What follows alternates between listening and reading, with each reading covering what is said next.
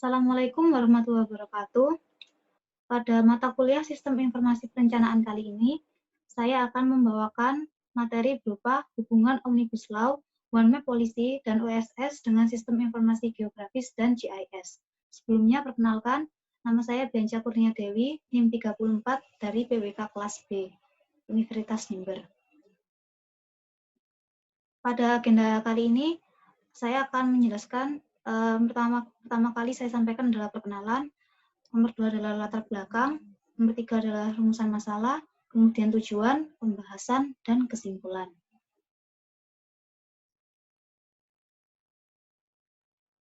Rumusan masalah kali ini adalah bagaimana keterkaitan Sistem Informasi Geografi atau SIG dan GIS dengan adanya Omnibus Law. Kemudian bagaimana keterkaitan Sistem Informasi Geografis atau SIG dan GIS dengan adanya One Map Policy, dan bagaimana keterkaitan Sistem Informasi Geografis atau SIG dan GIS dengan adanya OSS. Tujuan dari dilakukannya materi ini adalah untuk mengetahui keterkaitan penerapan Sistem Informasi Geografis atau SIG dengan Omnibus Law, One Map Policy atau kebijakan satu peta, dan Online Single Submission atau OSS.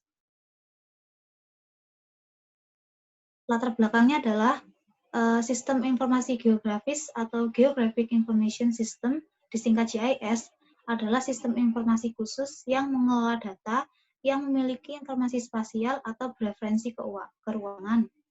Atau dalam arti yang lebih sempit, adalah sistem komputer yang memiliki kemampuan untuk membangun, menyimpan, mengelola, dan menampilkan informasi bereferensi geografis. Misalnya, data yang diidentifikasi menurut lokasinya dalam sebuah database. Para praktisi juga memasukkan orang yang membangun dan mengoperasikannya dan data sebagai bagian dari sistem ini. Teknologi SIG dapat digunakan untuk investigasi ilmiah, pengelolaan sumber daya, perencanaan pembangunan, kartografi, dan perencanaan rute. Misalnya, SIG ini dapat digunakan perencana untuk secara cepat menghitung waktu tanggap bencana saat kondisi sedang darurat. Atau SIG dapat digunakan untuk mencari lahan basah yang membutuhkan perlindungan dari polusi. Dalam perkembangannya di Indonesia pada masa sekarang, SIG sangat diperlukan, baik dalam bidang perencanaan wilayah maupun berbagai instansi pemerintah yang ada. Dalam kondisi di tengah wabah COVID-19 seperti ini, peran SIG sangat diperlukan karena mampu mempermudah proses perencanaan dan pembangunan penataan ruang, termasuk di dalamnya juga terdapat keterkaitan dengan Omnibus Law, One Map Policy, dan OSS. Pada pembahasan yang pertama adalah Omnibus Law dan keterkaitannya dengan Sistem Informasi Geografis atau SIG. Omnibus Law merupakan regulasi atau undang-undang yang mencakup berbagai isu atau topik. Omnibus Law ini dibentuk guna memudahkan dan menyederhanakan peraturan agar lebih tepat sasaran, dan disahkan dengan tujuan untuk menggabungkan beberapa substansi pengaturan menjadi dalam satu naungan payung hukum. Hubungan Omnibus Law dengan penataan ruang. Keterkaitan Undang-Undang Omnibus Law ini terhadap penataan ruang terletak pada Undang-Undang Penataan Ruang, yakni UU Nomor 26 Tahun 2007. Perubahan Undang-Undang Penataan Ruang menurut Omnibus Law dapat dijelaskan sebagai berikut. Yang pertama, mengenai klausul izin pemanfaatan ruang, diganti menjadi kesesuaian kegiatan pemanfaatan ruang. Perubahan juga terjadi dalam pelanggaran terhadap tata ruang, yang semula merupakan pidana terhadap pelanggaran izin, berubah menjadi pidana terhadap pelanggaran kesesuaian pemanfaatan ruang. Yang kedua, kewenangan gubernur dan bupati untuk melaksanakan penataan kawasan strategis pada daerah mereka dihapus dalam Omnibus Law, sehingga kewenangan daerah kini hanya pengaturan, pembinaan, pengawasan, dan pelaksanaan penataan ruang. Kemudian juga kerjasama antar daerah. Yang ketiga, aturan penataan ruang pedesaan dibabat dalam hal ini Undang-Undang Ruang Wilayah Pedesaan dalam Omnibus Law telah dihapus.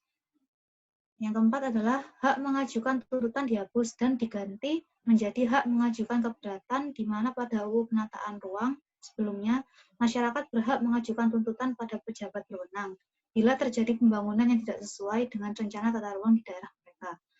Dan yang kelima adalah pidana korporasi di-courting dan berupa denda bagi korporasi yang melanggar aturan tata ruang sebesar 3 kali lipat dari denda untuk individu pelanggar kini menjadi hanya sepertiga saja.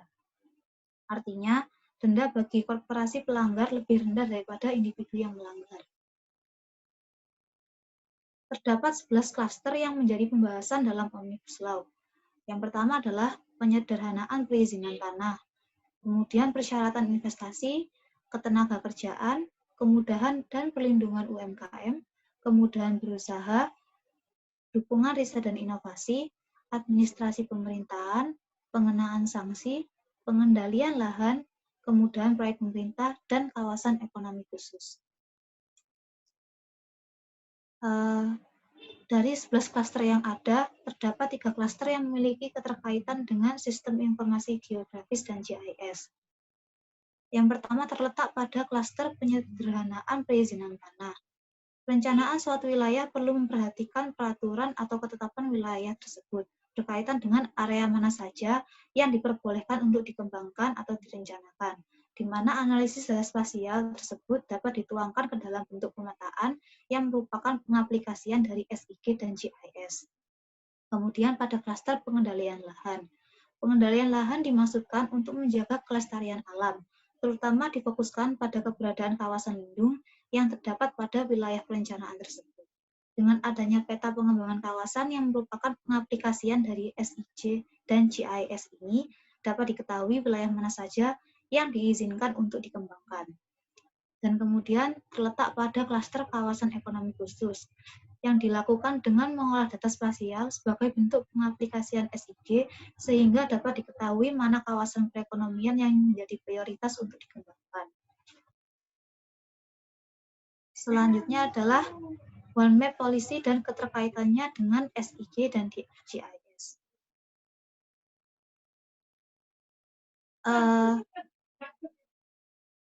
Pertama-tama, kita perlu mengetahui kenapa diperlukan kebijakan One Map. Tumpang tindih informasi geospasial yang terjadi antar lembaga atau beberapa instansi pemerintahan seringkali menjadi sumber konflik antar beberapa pihak yang bersangkutan. Hal ini disebabkan oleh adanya kepentingan beberapa instansi terkait yang memasukkan datanya ke peta, sehingga jika dilakukan integrasi peta, muncullah kekeliruan yang memicu konflik antar pihak. Jadi, sebelum dilakukannya standarisasi, analisis spasial sulit dilakukan karena data-data dan peta yang ada bisa tidak lengkap dan tidak teratur atau sudah lengkap namun tidak teratur. Informasi geospasial tematik setiap instansi berbeda-beda dan tidak berdasarkan satu peta yang sama, sehingga terjadi perbedaan penafsiran wilayah terutama batas-batas sektoral atau instansi. Potensi konflik pun sangat rentan terjadi karena kesimpang siuran data yang tidak merujuk pada satu peta, sehingga dibutuhkan suatu instrumen yang mampu mengatur penyusunan data informasi geospasial tematik yang merujuk pada satu peta, dengan harapan dapat meminimalisir kejadian tumpang tindih penguasaan lahan, baik antara individu dengan individu, kelompok dengan individu, atau bahkan instansi pemerintah dengan sesama instansi pemerintah. Dari sinilah kemudian dibentuk kebijakan satu peta atau biasa disebut One Map Policy. Kemudian dengan adanya kebijakan satu peta atau One Map Policy ini, maka diharapkan adanya atau tersedianya satu sumber data informasi geospasial yang dapat digunakan antar lembaga atau instansi terkait sehingga data yang ada dapat saling sinkron, terintegrasi, dan tidak terjadi tumpang tindih informasi. Hal tersebut dilakukan dengan cara standarisasi data dan peta yang ada. Pihak yang melakukan standarisasi peta tersebut adalah BIG. Seperti pada gambar, itu data yang ada sudah terstandarkan, sehingga analisis spasial mudah dilakukan. Kebijakan satu peta atau lebih sering disebut One Map Policy adalah kebijakan pemerintah Republik Indonesia dalam hal informasi geospasial. Kebijakan ini pertama kali dijalankan oleh Presiden SBY pada tahun 2010 dan masih berlanjut sampai saat ini pada masa pemerintahan Presiden Joko Widodo. Koordinator utama kebijakan ini yaitu Kementerian Koordinator Bidang Perekonomian dan Bidang Informasi Geospasial sebagai ketua pelaksana.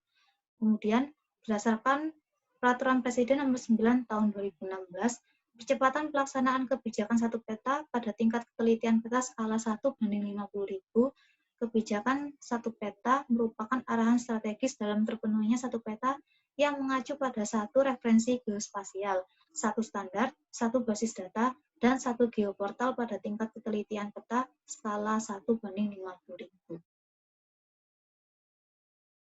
One Map Policy ini merupakan amanat dari pemerintah kepada BIG dalam mewujudkan penyelenggaraan informasi geospasial yang melalui kerjasama, koordinasi, integrasi, dan sinkronisasi, serta mendorong penggunaan informasi geospasial dalam berbagai aspek di kehidupan. Dan One Map Policy ini memiliki konsep di mana dalam pelaksanaannya dilakukan pemersatuan seluruh informasi peta yang ada pada bidang-bidang dan sektor menjadi hanya satu peta secara integratif, sehingga tidak terjadi tumpang tindih sesuai dengan ketetapan BIG. Selain itu, BIG yang menjadi acuan standar yaitu dengan adanya One Reference, One Standard, One Database, dan One Geoportal. Tujuan pelaksanaan One Map Policy terdapat ada 6, yaitu mencegah terjadinya tumpang tindih perizinan sektoral, dapat mengatasi terhambatnya pembangunan kawasan dan infrastruktur akibat konflik manfaatan ruang, sebagai sarana pengambilan keputusan dalam penataan ruang yang bersifat efektif dan efisien, terintegrasinya dalam penyelenggaraan dan ketersediaan informasi geospasial, dapat mempercepat pelaksanaan pembangunan nasional melalui peta referensi dengan standar dan format yang sama dan diakses melalui geoportal, dan terciptanya pemanfaatan lahan yang optimal dan terintegrasi serta mencegah eksploitasi sumber daya alam. Karakteristik One Map Policy. Salah satu pencapaian dari pelaksanaan ini ialah terciptanya karakteristik tata kelola informasi geospasial yang baik. Menurut UU Nomor 4 Tahun 2011 Pasal 2, karakteristik tata kelola informasi geospasial dapat dijelaskan sebagai berikut. Yang pertama, kepastian hukum, keterpaduan, kemudian keterbukaan, kemutakhiran, keakuratan, kemanfaatan, dan demokratis.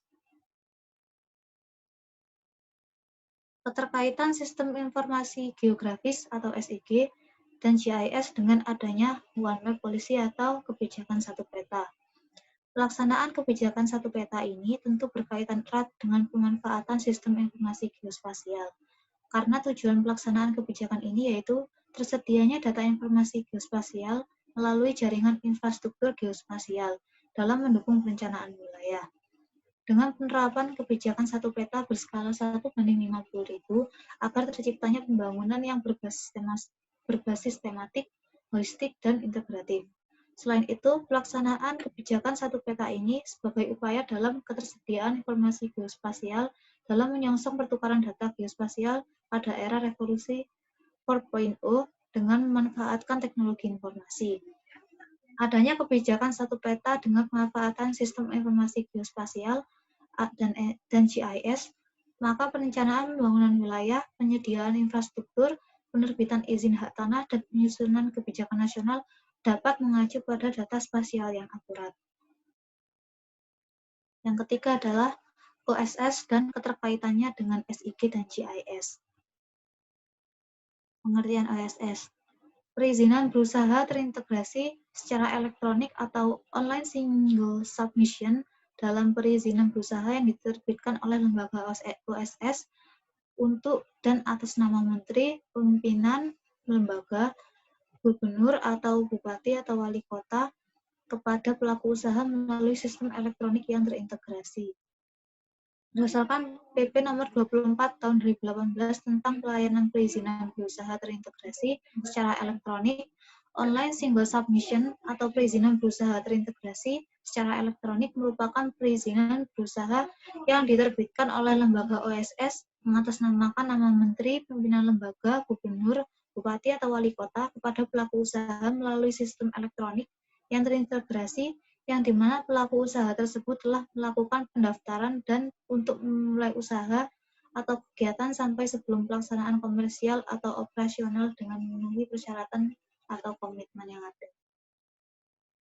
Tujuan pelaksanaan OSS antara lain, yang pertama adalah mempermudah pelaku usaha dalam melakukan pengurusan perizinan usaha, baik dalam izin lokasi, lingkungan, dan bangunan, maupun izin operasional di tingkat pusat maupun daerah yang telah memenuhi komitmen persyaratan izin.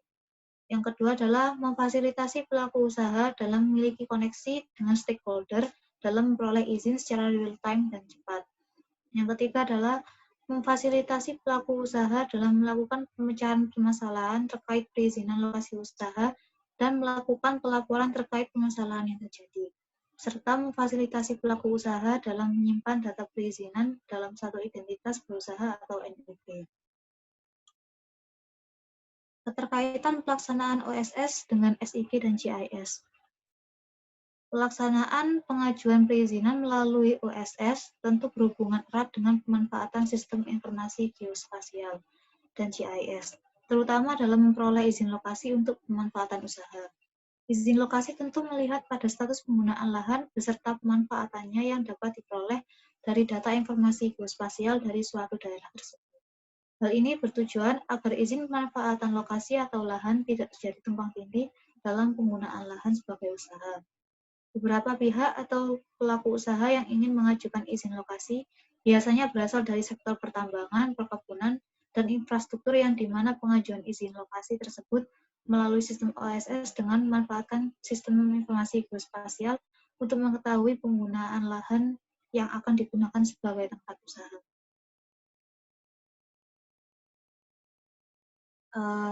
Dari ketiga pembahasan tersebut, dapat diambil kesimpulan bahwa Omnibus Law merupakan undang-undang yang memiliki tujuan untuk meringkas peraturan yang ada menjadi lebih sederhana dan lebih tepat sasaran. Keterkaitan antara Omnibus Law dengan SIG terletak pada 3 klaster, yakni penyederhanaan perizinan tanah, pengendalian lahan, dan kawasan ekonomi khusus. Dalam pengaplikasiannya juga dapat menghasilkan produk berupa kebijakan dan peta. Dari peta itulah, pengaplikasian kebijakan satu peta atau One Map Policy juga bisa dilaksanakan.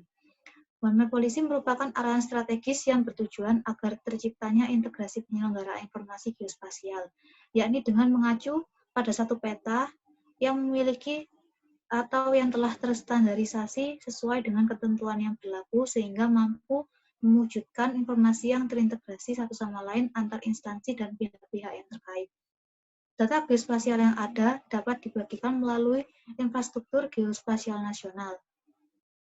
Kemudian dengan adanya One Map Policy, maka peta status lahan dapat diketahui dan berimbas pada pelaksanaan OSS atau Online Single Submission, yang merupakan perizinan berusaha melalui sistem elektronik terintegrasi dan dapat dilaksanakan sehingga pelaku usaha dapat mendirikan usaha dengan mengetahui data-data status lahan dan informasi geospasial lainnya melalui One Map Policy tadi atau kebijakan satu peta tadi, yang juga di dalamnya juga terdapat produk dari implikasi Undang-Undang Tata Ruang.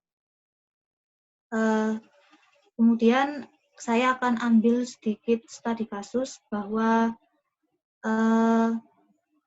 pengaplikasian One Map Policy ini sudah dilakukan di Kalimantan Tengah, Sulawesi Barat, Kalimantan Timur, Riau, dan Papua, bekerjasama dengan lintas kementerian, badan geospasial, dan pemerintah provinsi setempat. Adapun tahapan kebijakan satu peta ini dimulai dengan berbagi data, sinkronisasi, integrasi, dan kompilasi. Data-data tersebut kemudian diantaranya berupa surat keputusan, lampiran peta, dan peta digital. Proses kompilasi pun dilakukan dan pengintegrasian dengan peta dasar, sehingga didapatkan hasil evaluasi. Pada daerah yang sudah dilakukan kebijakan ini, terdapat kendala utama yang ditemukan di lapangan, yakni minimnya data baik SK, lampiran peta, maupun save file-nya.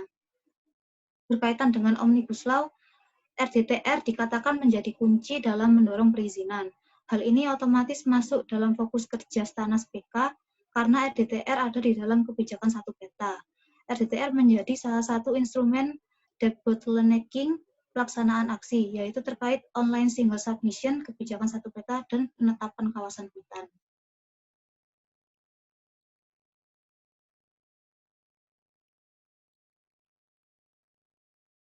Sekian presentasi dari saya. Bila ada kekurangan dan kesalahan, mohon maaf. Saya akhiri. Wassalamualaikum warahmatullahi wabarakatuh.